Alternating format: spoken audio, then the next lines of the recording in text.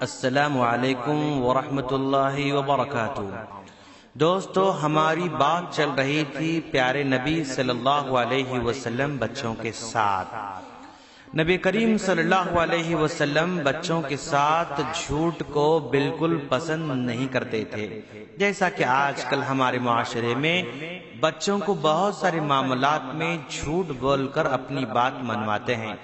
کبھی کھلونے لانے کا وعدہ کرتے ہیں، کبھی مٹھائی لانے کا وعدہ کرتے ہیں، کبھی گارڈن لے جانے کا وعدہ کرتے ہیں۔ الغرض ان میں اکثر وعدے جھوٹے ہوتے ہیں۔ آئیے ہم دیکھیں اللہ کے رسول صلی اللہ علیہ وسلم نے اس سلسلے میں کیا ہدایت فرمائی ہے۔ حضرت عبداللہ بن عامر رضی اللہ تعالیٰ عنہ کہتے ہیں کہ نبی کریم صلی اللہ علیہ وسلم کے بارے میں کہ میری والدہ نے مجھے ایک دن بلایا اور نبی کریم صلی اللہ علیہ وسلم ہمارے گھر میں تشریف فرما تھے۔ وہ کہنے لگی، آؤ میں تمہیں کچھ دیتی ہوں۔ تو نبی کریم صلی اللہ علیہ وسلم نے میری والدہ سے کہا، آپ انہیں کیا دیں گی؟ میری والدہ نے کہا، اللہ کا رسول میں انہیں کھجور دینا چاہتی ہوں۔ تو اللہ کے رسول صلی اللہ علیہ وسلم نے فرمایا، اگر آپ انہیں کوئی چیز نہ دیتی تو آپ پر ایک جھوٹ لکھ دیا جاتا۔ یہ ابو داؤد کی روایت ہے۔ ذرا دیکھیں آپ کہ اللہ کے رسول صلی اللہ علیہ وسلم نے اس واقعے میں جھوٹ بول کر بچوں کے احساسات سے کھیلنے سے خبردار فرمایا ہے۔ اسی طرح جب آپ صلی اللہ علیہ وسلم بچوں کو دیکھتے تو ان کے ساتھ نرمی سے پیش آتے اور ڈانٹ ڈپٹ بالکل نہیں فرماتے، جیسا کہ عمر بن ابی سلمہ رضی اللہ تعالیٰ عنہ کہتے ہیں کہ میں نبی کریم صلی اللہ علیہ وسلم کے گود میں ایک بچہ تھا اور میرے ہاتھ برتن میں بے جگہ پڑتے تھے، کبھی میں ادھر سے کھاتا کبھی ادھر سے کھاتا۔ تو اللہ کے رسول صلی اللہ علیہ وسلم نے مجھ سے کہا، اے بچے، اللہ کا نام لو اور اپنے سیدھے ہاتھ سے کھاؤ اور اپنے سامنے سے کھاؤ۔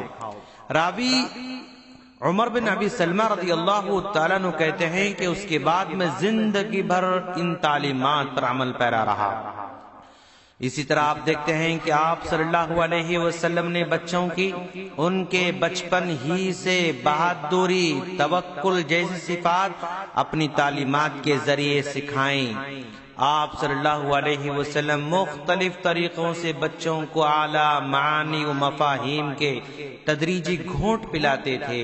آپ صلی اللہ علیہ وسلم کبھی کبھی بعض بچوں کو، جیسے حضرت عبداللہ بن عباس رضی اللہ تعالیٰ عنہ، حضرت عبداللہ بن عمر رضی اللہ تعالیٰ عنہ، ان کو اپنی مجلس میں اپنے صحابہ کے ساتھ بٹھاتے تھے تاکہ وہ سیکھیں اور ان میں پختگی پیدا ہو جائے، جیسا کہ حضرت عبداللہ بن عمر رضی اللہ تعالیٰ عنہ کہتے ہیں کہ ایک مرتبہ کا ذکر ہے کہ ہم نبی کریم صلی اللہ علیہ وسلم کے پاس بیٹھے تھے، آپ کے سامنے کھجور کا ایک گچھا لایا گیا، جسے دیکھ کر آپ صلی اللہ علیہ وسلم نے پوچھا، درختوں میں ایک ایسا درخت ہے جس کی مثال مسلمان کی سی ہے، بتاؤ وہ درخت کون سا ہے؟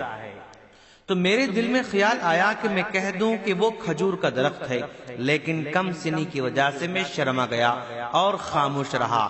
آخر میں نبی کریم صلی اللہ علیہ وسلم نے فرمایا کہ وہ کھجور کا درخت ہے۔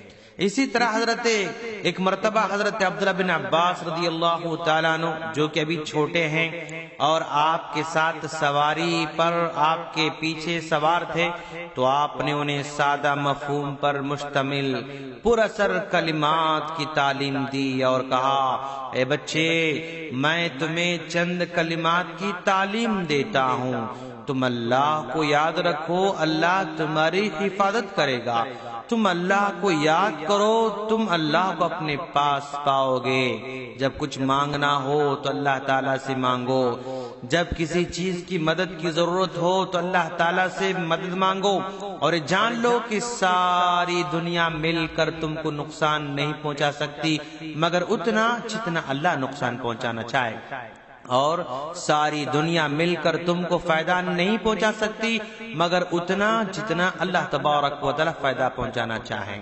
دوستو غور کریں کہ کس قدر بڑی باتیں اللہ کے رسول صلی اللہ علیہ وسلم نے ان چھوٹے چھوٹے بچوں کو سمجھایا ہے۔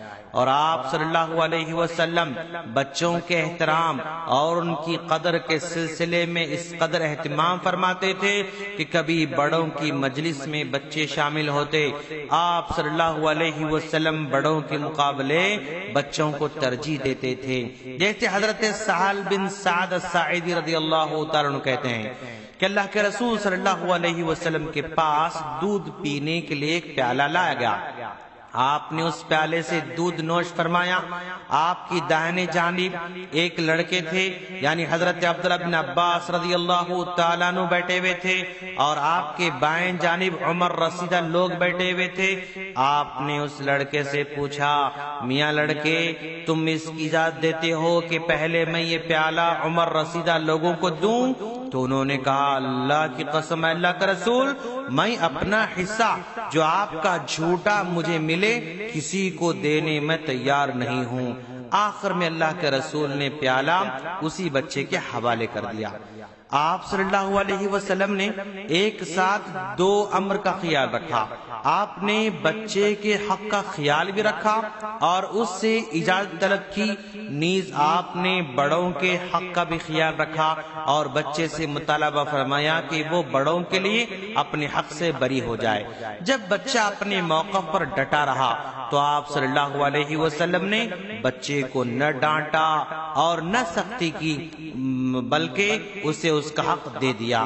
دوستو، ان تمام باتوں سے پتہ چلتا ہے کہ آپ صلی اللہ علیہ وسلم نے بچوں کا خود بھی خیال رکھا اور امت کو بھی اس کی بھرپور تعلیم دی ہے۔